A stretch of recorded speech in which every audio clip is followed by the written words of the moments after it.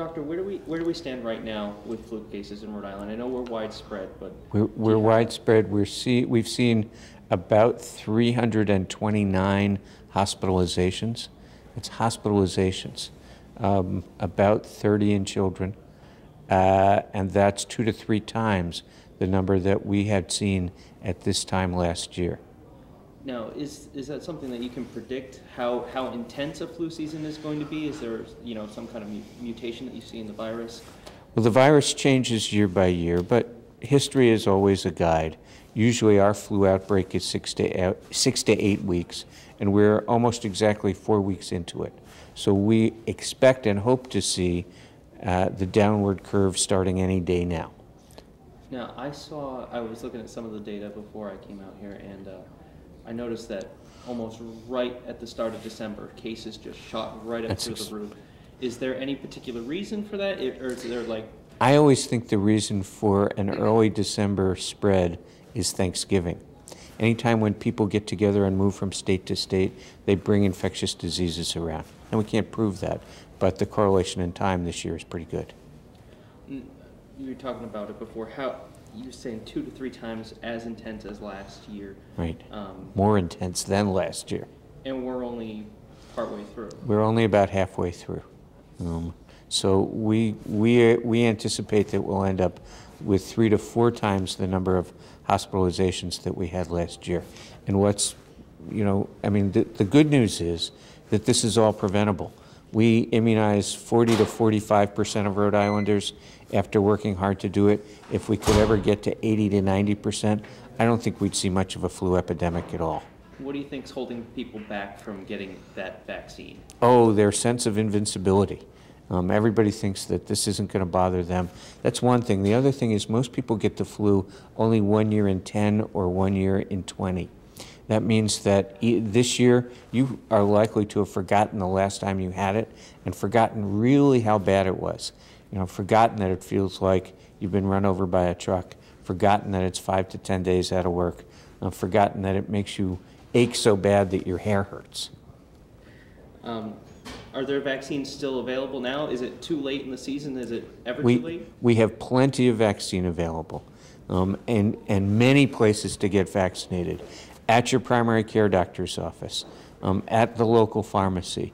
There's lots of vaccine available, and it's not too late.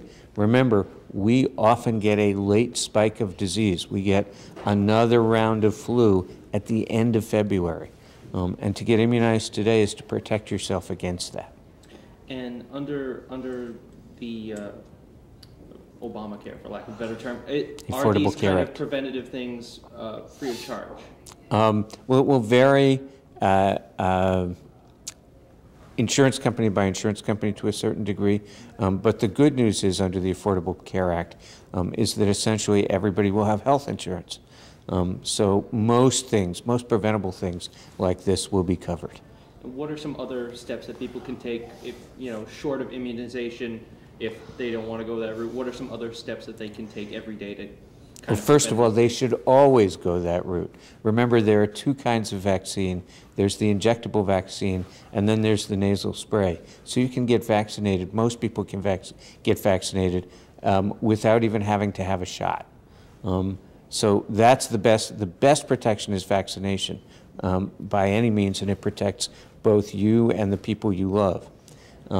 The other things that you can do to protect the people you love more than yourself is really good hand washing, to wash your hands every time you think about it, and to be careful about not going out when you're sick. If you're sick, stay home and wait till you're feeling better, and then be careful about how you cough into your elbow, that kind of thing. But if there was one thing other than vaccination, in addition to vaccination, I'd say is really good hand washing.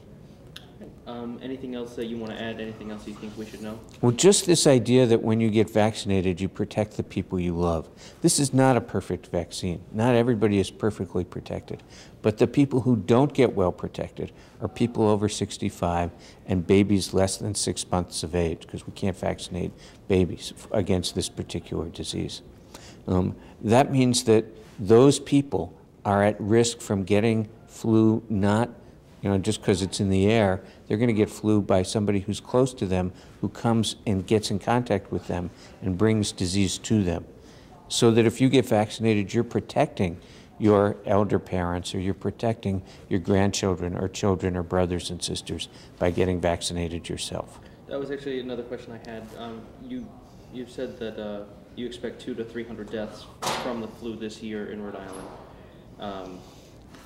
Are those mostly older people, or are those people who already have compromised immune systems? Well, we expect we've already had 300 hospitalizations.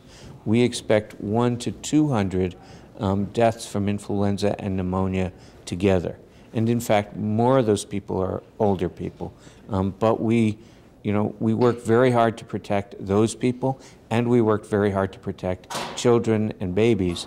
As I think many people know, there have been 2 deaths of children in New Jersey and 1 death of a child in Maine. So it can happen. Thank goodness we haven't had any pediatric deaths in Rhode Island. And we want to keep it that way. The way we're going to keep it that way is by getting everybody immunized.